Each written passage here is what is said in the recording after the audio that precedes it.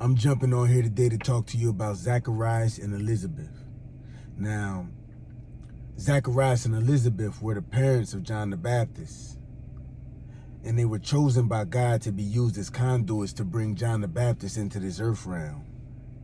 God chose those who were righteous before him, walking in all the commandments and ordinances of the Lord blameless.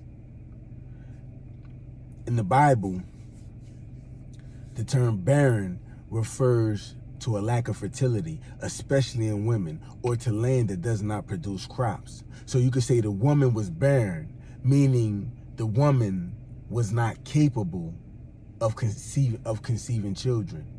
Or you could say the land was barren, meaning the land did not produce crops.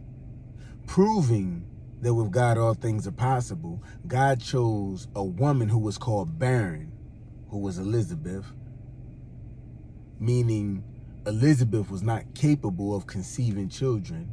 And along with Elizabeth, he chose her husband, Zacharias. And the Bible also says that they both were now well stricken in years. So they both were old, and Elizabeth was barren, proving that with God all things are possible. These are the two that God chose to birth this movement into the earth realm that we know as John the Baptist. Luke chapter 1 verses 5, 6, and 7 says, there was in the days of Herod, the king of Judea, a certain priest named Zacharias of the course of Abia. And his wife was of the daughters of Aaron, and her name was Elizabeth. They were both righteous before God, walking in all the commandments and ordinances of the Lord blameless. And they had no child because that Elizabeth was barren, and they both were now well stricken in years. As I was reading Luke chapter 1, the Lord began to speak to me, and he wants you to know that your prayer was heard, and you shall have joy and gladness. He wants you to know that he is giving you your heart's desires, but they're on the other side of your obedience. He's giving you your heart's desires, but they're on the other side of your obedience. Jesus says it like this in Matthew chapter 16, verse number 25. For whosoever will save his life shall lose it, and whosoever will lose his life for my sake shall find it. For whosoever will save his life shall lose it, and whosoever shall lose his life for my sake shall find it. Again, God is saying that he's giving you your heart's desire, but it's on the other side of your obedience. And this is important because the enemy wants you to be consumed with your own personal desires, to distract you from producing that which you were created to produce.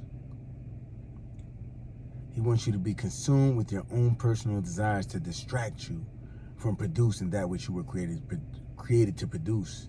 And you got to understand that this thing that God is producing through you is going to turn the hearts of those who are lost back to God.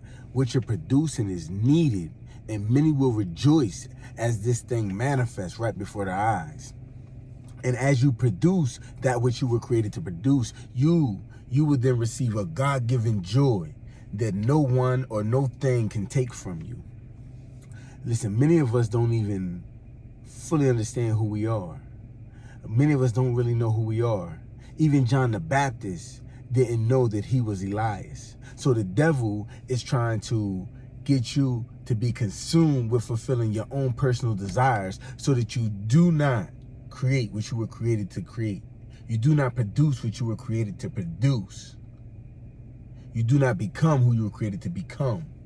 Even John the Baptist didn't understand that he was Elias, according to John chapter 1, verses 20 and 21, where it says, and he confessed and denied not, but confessed, I am not the Christ. And they asked him, what then? Art thou Elias? And he said, I am not. Art thou that prophet? And he answered, no. However, Jesus, the one we know as the truth, states that John the Baptist is indeed Elias, according to Matthew chapter 17, verses 11 through 13. where it says, and Jesus answered and said unto him, and Jesus answered and said unto them, Elias truly shall first come and restore all things. But I say unto you that Elias has come already, and they knew him not, but have done unto him whatsoever they listed. Likewise shall also the Son of Man suffer of them. Then the disciples understood that he spake unto them of John the Baptist. Do not miss your moment. Do not allow the enemy to distract you. Do not miss your moment because you do not fully understand who you are. Agree with heaven and produce that which you were created to produce. Right now, our Heavenly Father is birthing powerful movements into this earth realm, and he's doing it through those who are righteous before him, walking in all the commandments and ordinances of the Lord blameless. Agree with heaven and produce that which you were created to produce. We need it. God bless you.